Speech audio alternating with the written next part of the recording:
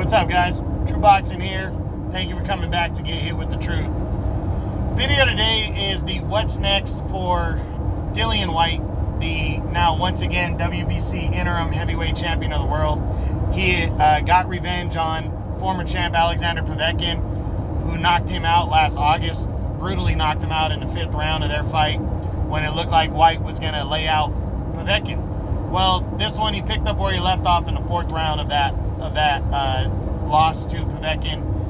March 27th, they collided, main event of a DAZN card in the UK, and Dillian Whyte looked mean, just beat up a faded former champ in Alexander Povetkin, extracted his revenge, and has regained the WBC interim heavyweight title. So now the big question is, what's next for Dillian Whyte following that win?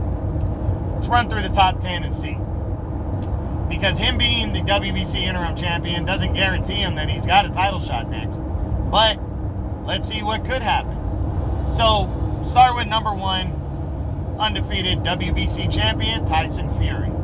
Not going to happen next. Fury has signed a 2-fight, $200 million deal to take on Anthony Joshua, and their first fight is for undisputed. So he is not going to get Tyson Fury next unless Tyson Fury knocks out Anthony Joshua and then does not want to, and Joshua does not want to fight him in a rematch, an immediate rematch.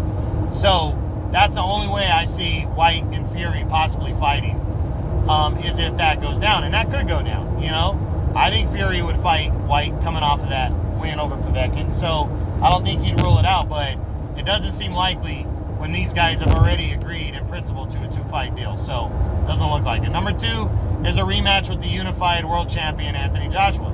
If Joshua win or lose over Fury, he has a 2-fight deal signed. Well, they've agreed to it, so they've signed it. They're just awaiting the date and the site. But this fight's gonna happen. So 2 fights are gonna happen. So doesn't look likely that Whyte's gonna fight Anthony Joshua either. Next, number 3 is former longtime champion Deontay Wilder. Now, I think this fight is very possible next, and here's why. Whyte might fight during the summer prior to this, but I believe this fight could happen this year or next, because Tyson Fury and Anthony Joshua are going to fight probably June or July, right? The winner will be declared undisputed, and then the winner is going to be ordered to likely fight Dillian Whyte. But they're going to have an immediate rematch clause in the contract. So the WBC is probably going to name the winner the franchise champ, and then upgrade Dillian Whyte to full champ, but order him to fight the number 1 contender, which is Deontay Wilder. And these 2 guys have been talking shit back and forth and have been wanting to fight. So I think there's a very good chance Dillian Whyte could be fighting Deontay Wilder possibly during the summer for the WBC heavyweight title. So I think that is possible. Number 4 is Andy Ruiz Jr. Andy Ruiz Jr. is fighting, he's a former unified champ. He's fighting, Chris Arreola next in April, or May 1st, I'm sorry.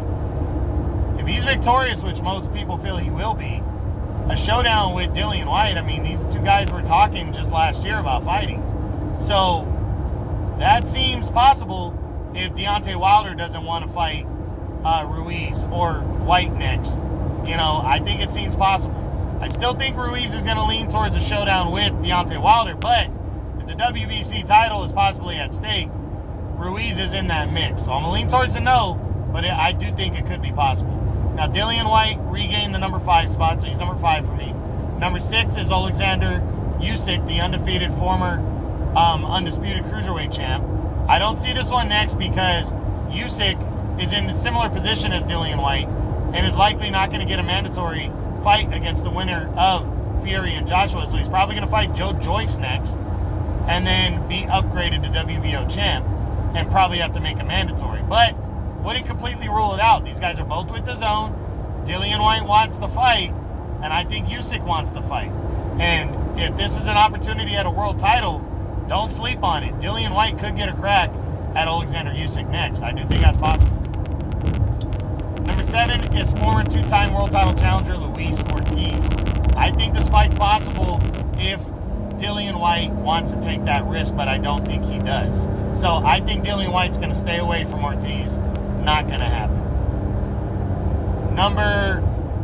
I believe I said he was number 7. So number 8 in the world right now is Joseph Parker, a rematch with him.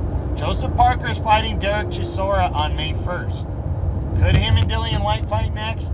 I think Dillian Whyte's going to lean towards other things because he struggled with Joseph Parker. Now, I would love to see a rematch. They're both with DAZN and Eddie Hearn, but Dillian Whyte's going to have to want it, and I don't think he does right now. So I'm going to lean towards a no, but I wouldn't be surprised if he took this fight either. I wouldn't be surprised if he fought Joseph Parker for the money and took him on. But we'll see. But I'm going to lean towards a no.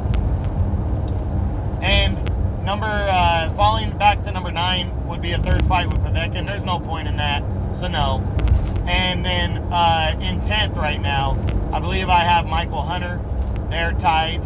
And, I don't see... Hunter's got a final eliminator against Philippe Hrgovic next.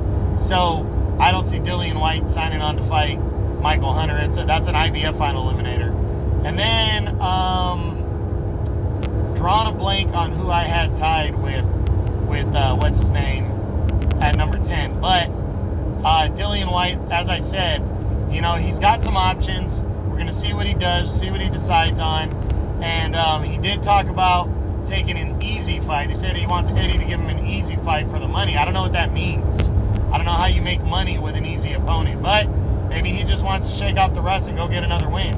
So we'll see what happens. But Dillian Whyte, big-time win over Alexander Povetkin, and that's his what's next.